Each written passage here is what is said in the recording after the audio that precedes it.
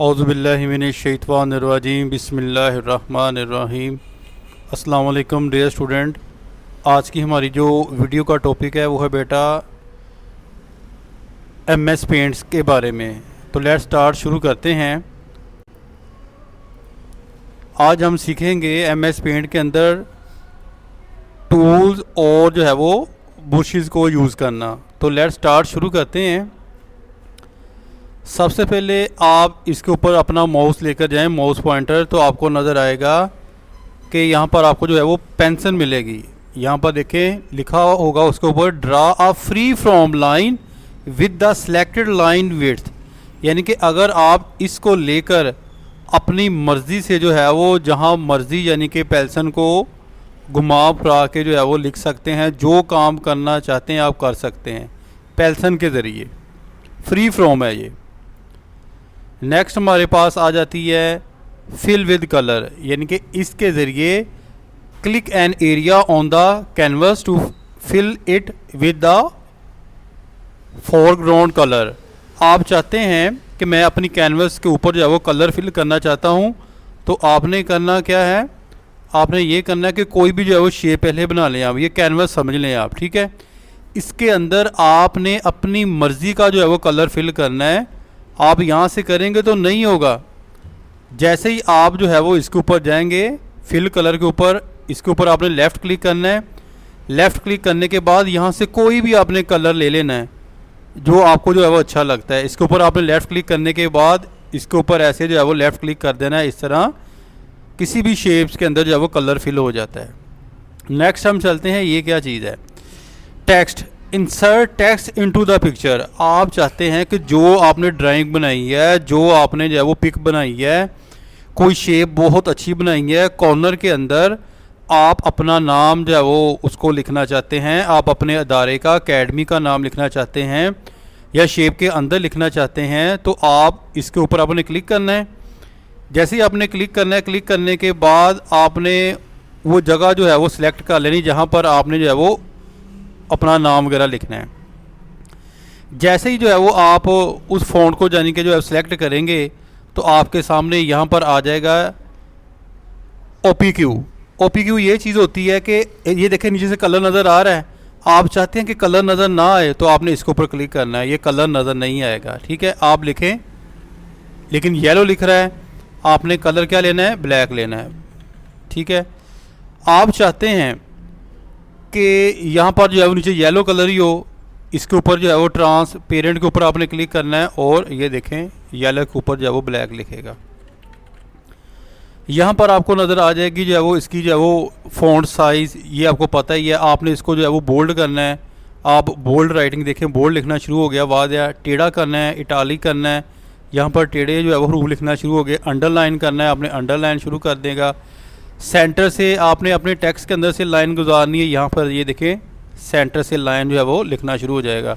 यानी कि यहाँ से हम जो है वो अपने फ़ॉन्ट की कंप्लीट सेटिंग जो है वो कर सकते हैं एमएस पेंट के अंदर, ठीक है। मैं बाहर यहाँ पर क्लिक करता हूँ, वो वापस चला गया यहाँ पर, ठीक है। अब ये चलते, ये क्या चीज़ है, ये है इरेजर, यानी कि जो बच्चे पेंसिल के साथ जो है वो लेड पेंसिल के साथ लिखते हैं फिर बाद में इरेज करते हैं।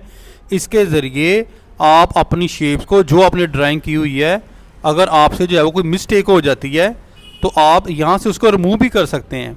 इसको आपने लेना है, लेफ़्ट क्लिक करने के बाद आप इसको यहाँ से देखें ये रिमूव हो रही है, ठीक है। अगर आप चाहते हैं कि मेरी जो इरेजर है उसका साइज़ थोड़ा सा बड़ा करना चाहते हैं तो कंट्रोल और प्लस से आपने जो है वो इस साइज़ को जो है वो बड़ा करना है और इस तरह आप इसको रिमूव कर सकते हैं। अगर आप चाहते हैं कि हमने जो है वो अपनी इरेजर का जो है वो साइज़ उसको स्मॉल छोटा करना है तो अगेन कंट्रोल और माइनस से आप जो है वो उसको छोटा कर सकते हैं, यानी कि उसका साइज़ छोटा कर सकते हैं रिमूव करने का।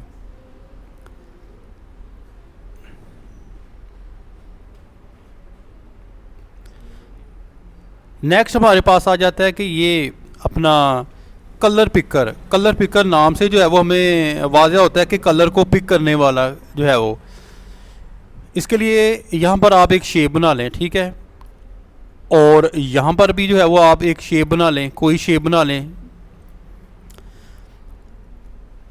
आपने इसके अंदर कोई जो है वो कलर फिल कर दे। मैं यहाँ पर रेड कलर फिल कर देता हूँ इसके अंदर, और आप चाहते हैं कि ये कलर जो रेड कलर है, इस जो है वो मेरी जो है वो जो मैंने अभी ड्राइंग की है वो मैं अपनी मर्ज़ी से जो है वो किसी और शेप्स के अंदर जो है वो लेकर आना चाहता हूँ। ऐसा होता है कि बाद औक़ात हम जो है वो कोई ड्राइंग, कोई जो है वो नेचुरली सीन जो है बना रहे होते हैं, तो अक्सर जो है वो कलर हमें जो है वो एक जगह से दूसरी जगह जो है वो लेकर जाना पड़ता है।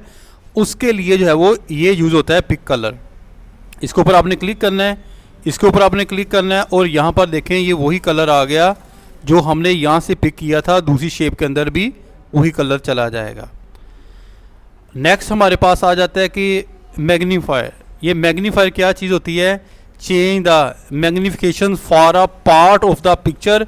आप किसी भी पिक्चर के किसी भी हिस्से को आप जो है वो उसको जूम करके दे सकते हैं, जूम आउट करके दे सकते हैं, और आप जो है वो जूम इन करके दे सकते हैं। फॉर एग्ज़ाम्पल यहाँ पर मैं जो है वो इरेजर के ज़रिए यहाँ से थोड़ा सा रिमूव कर देता हूँ इसका किनारा, ठीक है। अब मैंने जो है वो जूम करके देखना है, जूम करके देखना है कि कहाँ से जो है वो मेरा जो है वो फॉल्ट नज़र आ रहा है। तो इसके ऊपर मैंने क्लिक करने के बाद यहाँ पर देखिए क्लिक करेंगे तो ये वाज़ह हमें नज़र आ जाएगा कि यहाँ पर जो है हमारा फॉल्ट है। आप पेंसिल के ज़रिए लेकर इसको जो है वो फिल भी कर सकते हैं। यहाँ पर आप कलर जो है वो ब्लैक लेके यानी कि इसको इस तरह फिल कर सकते हैं, ठीक है। अब जूम करके देखें तो बिल्कुल यानी कि हमारा ठीक हो गया। अगर इसके ऊपर अगर आप राइट क्लिक करेंगे, फिर राइट क्लिक करेंगे तो वापस आ जाएगा, लेकिन अगर आप करते जाएंगे तो क्या होगा कि आपका जो फाइल है, जो आपका पेज है, वो जो है वो छोटा हो जाएगा, ठीक है। नेक्स्ट फिर जो आपने लेफ़्ट क्लिक करना है वो अपनी असली हालत में आ जाएगा। नेक्स्ट हम चलते हैं ब्रशेज़ की जानब। जो है वो आपको लगता होगा कि ये एक ही तरह के ब्रशेज़ हैं, लेकिन ऐसा नहीं है। मैं यहाँ पर जो है वो कोई भी जो है वो शेप बनाता हूँ। यहाँ पर देखें एक शेप मैं यहाँ पर जो है वो बना लेता हूँ, और एक यहाँ पर, और एक नीचे, ठीक है, और एक यहाँ पर बना लेता हूँ। अब जिस ब्रश के ऊपर जाएगा वो बताया गया ये ब्रश है, ठीक है, जिसके ज़रिए आप पेंट करते हैं। ये देखें कोई भी जो है वो चीज़ ब्रश है।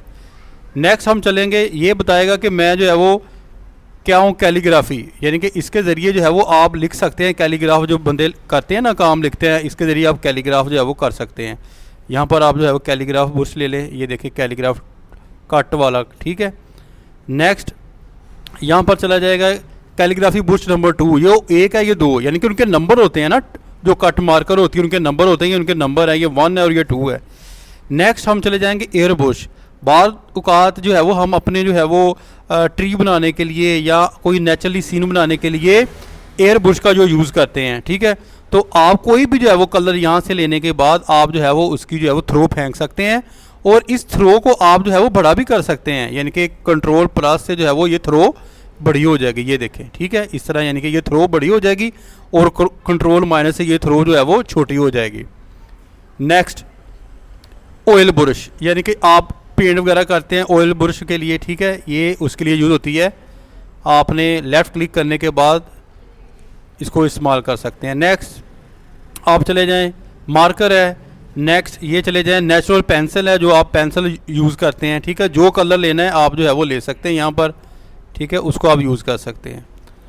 नेक्स्ट यहाँ पर चले जाएं, ये क्या हमारे पास, ये हमारे पास है वाटर कलर ब्रश। बाद ब्रश ऐसे होते हैं जो ऑयल कलर के लिए यूज़ होते हैं, ठीक है।